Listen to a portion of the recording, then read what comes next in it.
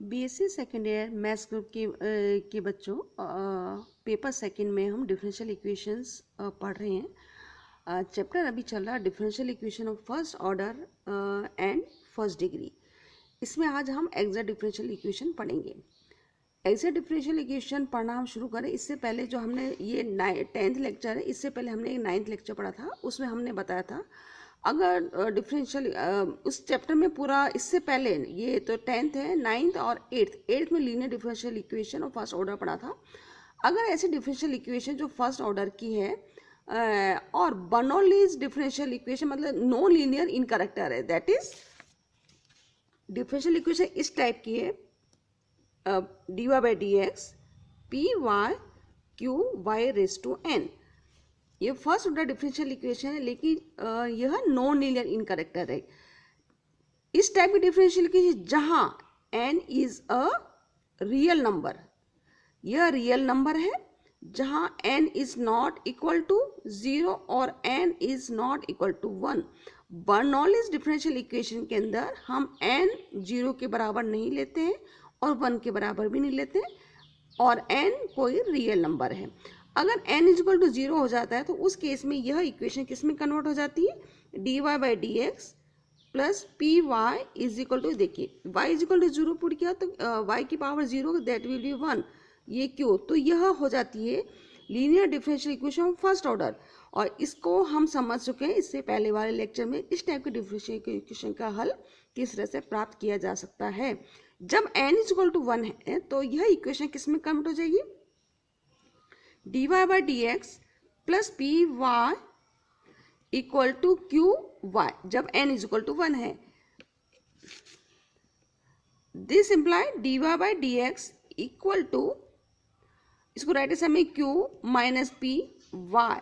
This, अब variable of separation का जो मेथड है वो हम अप्लाई करते हैं, dy अपॉन वाई, यह y नीचे आ जाएगा, q minus P D x, जहाँ q और p या तो फंक्शन ऑफ x है या कांस्टेंट है। तो अब हम dy का जो गुणांक है वो फंक्शन ऑफ y हो गया, dx का जो गुणांक है वो या तो कांस्टेंट है या फंक्शन ऑफ x है। तो अब इसको हम इजीली इंटीग्रेट कर सकते हैं। अतः बर्नौलीज डिफरेंशियल इक्वेशन में ना तो हम n इक्वल टू 0 लेते हैं, n इक्वल टू 1 भी लेते हैं, क्योंकि अगर 0 है n का मान या 1 है तो इसका हम हल पहले ही प्राप्त कर चुके हैं। तो बर्नौलीज डिफरेंशियल इक्वेशन में जब n क्या है, रियल नंबर है बट नॉट इक्वल टू 0 और 1, इसका हम स्टडी इससे पहले वाले लेक्चर 9th में हम स्टडी कर चुके हैं। 9th ये अब है 10th लेक्चर।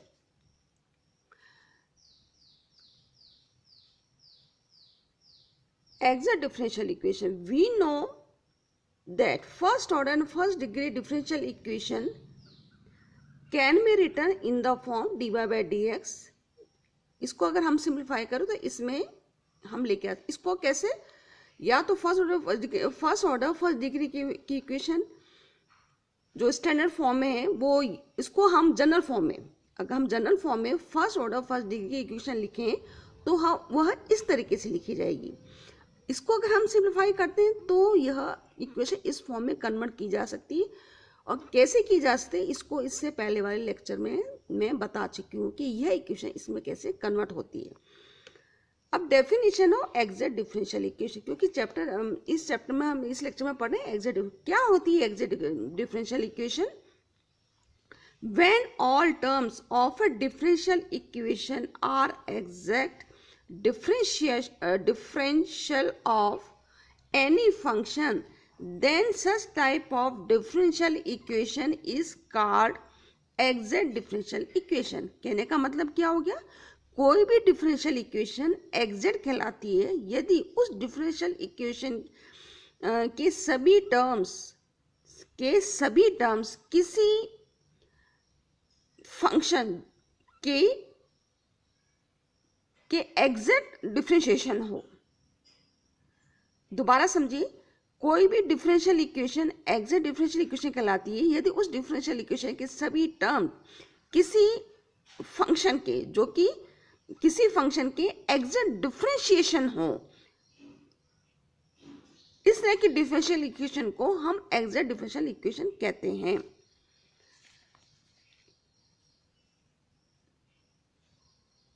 ये फर्स्ट ऑर्डर फर्स्ट डिग्री की डिफरेंशियल इक्वेशन है,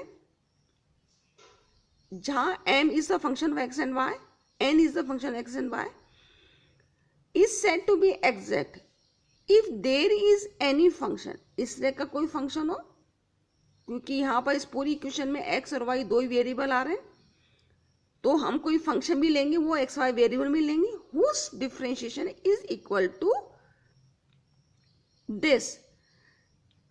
तो इसका डिफरेंशिएशन अगर हम लें तो यह डिफरेंशिएशन करने के बाद जो भी परिणाम आएगा वो इसके बराबर आ जाए।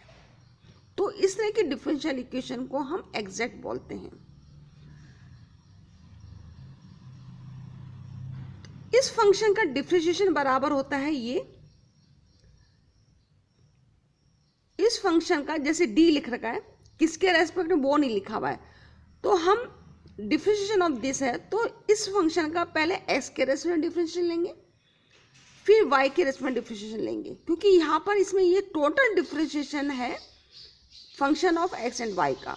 अगर फंक्शन f 3 वेरिएबल का है जैसा कि यहाँ है, तो इसका टोटल डिफरेंशिएशन अगर निकालना है तो f का विथ रेस्पेक्ट टू x निकालेंगे, f का y के रेस्पेक्ट में निकलेगा और f का z के रेस्पेक्ट में निकलेगा। तो पहले f का x के रेस्पेक्ट, तो पार्शियल डिफरेंशियल ऑपरेटर आया, क्योंकि इसमें एक से अधिक इंडिपेंडेंट वेरिएबल, क्योंकि यहाँ पर y और z को हमने कांस्टेंट मान करके इसका डिफरेंशियल लिया विथ रेस्पेक्ट टू x, फिर x का टोटल डिफरेंशिएशन ऑर्डिनरी डिफरेंशिएशन, फिर f का विथ रेस्पेक्ट टू y लिया, देन dy, y का पहले तो हमने y f का हमने y के रेस्पेक्ट में लिया, फिर y के अंदर जो भी एक्सप्रेशन आ रहा है इसके अंदर उसका विथ रेस्पेक्ट टू y हमने डिफरेंशिएशन किया। इसका मतलब ये है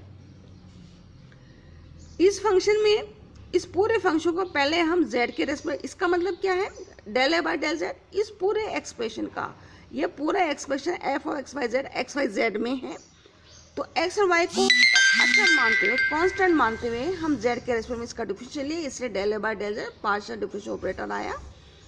फिर z के रेस्पेक्ट में ऑर्डिनरी डिफरेंशिएशन हमने ये लिया। तो इस तरह से हम किसी भी फंक्शन का टोटल डिफरेंशिएशन निकाल सकते हैं और उसी मेथड से हमने ये निकाला।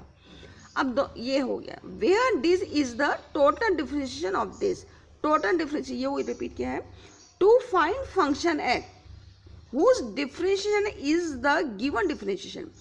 अब हमारा क्या है, अगर यह एग्जैक्ट है तो ऐसा फंक्शन एग्जिस्ट करेगा जिसको अगर डिफरेंशिएशन करें इसके बराबर आ जाएगा। तो अब हमें इस फंक्शन को प्राप्त करना होता है। अगर यह फंक्शन हम प्राप्त कर पाते हैं तो ऐसी स्थिति में यह क्या कहलाता है, एग्जैक्ट डिफरेंशियल इक्वेशन कहलाता है। अगर ऐसा फंक्शन हम f ऑफ एक्स वाई प्राप्त नहीं कर पाते हैं जिसका कि डिफरेंशिएशन इसके बराबर हो, तो इस तरह की डिफरेंशियल इक्वेशन एग्जैक्ट नहीं कहलाती है। ये एग्जैक्ट तभी कहलाएगी यदि हमारे पास कोई फंक्शन f एक्स वाई इस तरह का प्राप्त कर पाते हैं कि उसको अगर हम डिफरेंशिएट करें तो ये इसके बराबर हो।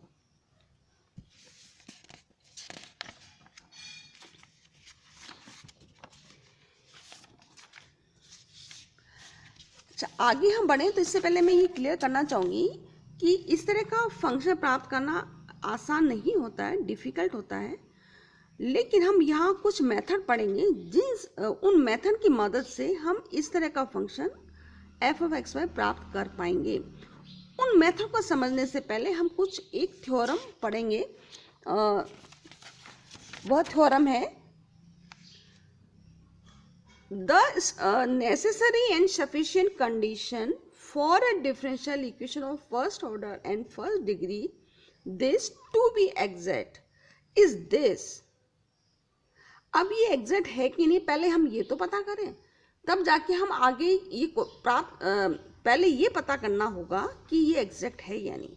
अगर ये एग्जैक्ट है तो डेफिनेटली कोई ना कोई फंक्शन f, दैट इज कोई ना कोई फंक्शन f एक्स वाई का विद्यमान होगा जिसका कि डिफरेंशिएशन अगर हम करें तो किसके बराबर आ जाएगा, m d s plus n d y. तो इस थ्योरम में यही बताया गया है कि अगर यह डिफरेंशियल इक्वेशन एग्जैक्ट है तो उसका नेसेसरी और सफिशिएंट कंडीशन ये है कि del m by m y del y is equal to del n by del x. पहले हम यही चेक करते हैं क्या ये एग्जैक्ट है।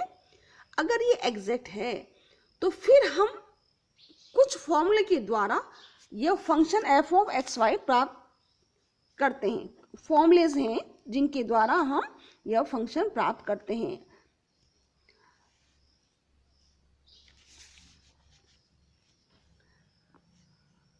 तो नेसेसरी सफिशिएंट कंडीशन का मतलब क्या हुआ?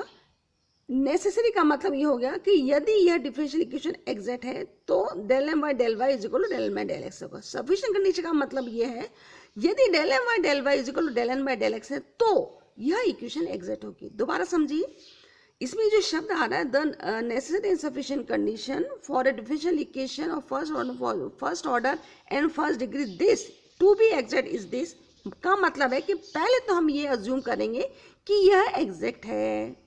अगर यह एग्जैक्ट है तो del m by del y is equal to del n by del x होगा। अब कन्वर्सली, विपरीतली, अब हम क्या समझते हैं, क्या मानते हैं कि del m by del y यह इक्वेशन इस तरह की है कि del m by del y is equal to del n by del x, तो हमें सिद्ध करना है कि यह इक्वेशन एग्जैक्ट है। अब इसका अगला पार्ट हम नेक्स्ट लेक्चर में पढ़ेंगे। Thank you.